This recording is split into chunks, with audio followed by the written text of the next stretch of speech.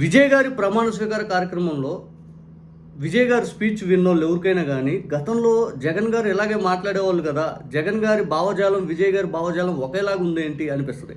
జనరల్గా నాయకుల మధ్య వాళ్ళ భావాలు అనేవి ఒకేలాగా ఉండొచ్చు, కానీ ఆ ఎక్స్ప్రెస్ చేసే విధానం కూడా ఒకేలాగా ఉందేంటి అనిపిస్తూ ఉంది. నేను ఇద్దరిని పోల్చి అయితే చూడట్లేదు, కానీ ఆ ఎమోషన్ టచ్ అనేది ఇద్దరు ఎక్స్ప్రెస్ చేసే విధానం ఒకేలాగా ఉంది అనిపిస్తూ ఉంది నాకు. ఎందుకంటే ఈరోజు విజయ్ గారి స్పీచ్లో విద్యార్థుల భవిష్యత్తుకి విద్యార్థుల కోసం మీ మామయ్య ఉన్నాడని గుర్తుపెట్టుకోండి, విజయ్ మామ ఉన్నాడని గుర్తుపెట్టుకోండి, విజయ్ మామ మీకోసం ఎంత దూరం ఆయన వస్తాడు అని చెప్పి డైరెక్ట్గా ఆయన ఇదే విజయ్ మామ అని చెప్పి డైరెక్ట్ స్టేట్మెంట్ ఇచ్చాడు. ఇదే గతంలో జగన్ గారు ఇచ్చేవాళ్ళు.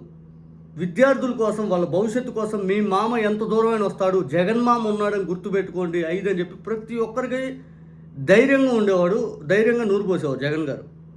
గతంలో జగన్ గారి స్పీచ్లో విద్యార్థుల కోసం జగన్ మామ ఉన్నాడని చూడండి, జగన్ మామ ఉన్నాడు గుర్తుపెట్టుకోండి, గేమ్ వద్దు ఆయన తను చెప్పేవాడు.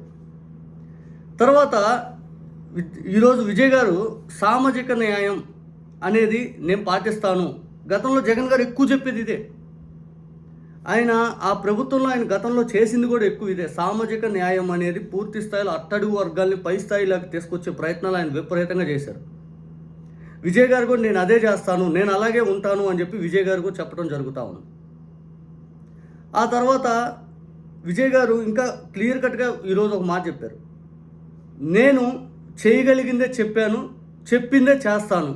విజయ్ గారు ఆ స్టేట్మెంట్ ఈరోజు ఆయన ప్రమాణ స్వీకార కార్యక్రమంలో సేమ్ ఇక్కడ జగన్ గారు గతంలో నేను చేయగలిగిందే చెప్పాను, చెప్పిందే చేస్తాను అని చెప్పి జగన్ గారు కూడా గతంలో చెప్పేవాళ్ళు.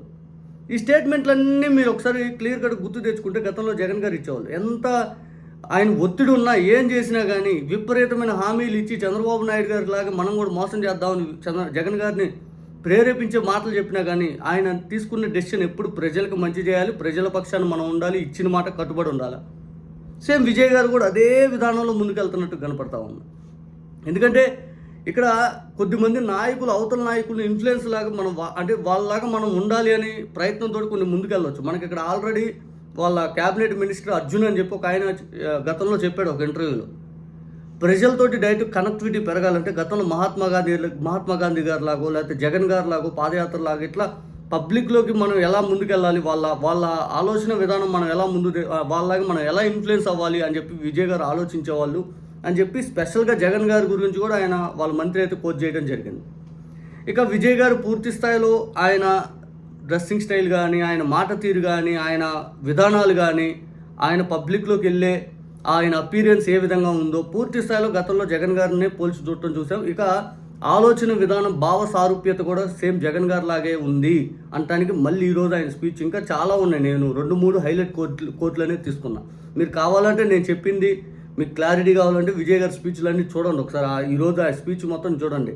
విజయ్ మామ, సామాజిక న్యాయం, తర్వాత పూర్తిగా ఈ ప్రజల్లో ఏదైతే పవర్ అనేది నా దగ్గర ఉంటుంది, ఇది మీ ప్రభుత్వం, మన ప్రభుత్వం అని చెప్పడం విజయ్ గారు క్లియర్ కట్గా చెప్పాడు. ఇది మన ప్రభుత్వం అని చెప్పి జగన్ గారు లాగే ఏదైతే గతంలో ఇది మనందరి ప్రభుత్వం, మన ప్రభుత్వం అని విజయ్ గారు లాగా జగన్ గారు చెప్పేవాళ్ళు. మీరు కావాలంటే ఒకసారి స్పీచ్లు చూసుకోండి. నేనేదో ఓవర్ హైప్ ఇస్తున్నాను, ఓవర్గా మాట్లాడుతున్నాను, జగన్ గారి గురించి ఎక్కువ పోలుస్తున్నాను అని మీరు మాట్లాడుకునే ముందు ఒకసారి చూస్తే మీకు ఆలోచన వచ్చేది. చేయగలిగిందే చెప్పాను, చెప్పిందే చేస్తాను, ఈ మాట మరి గుర్తుపెట్టుకోండి.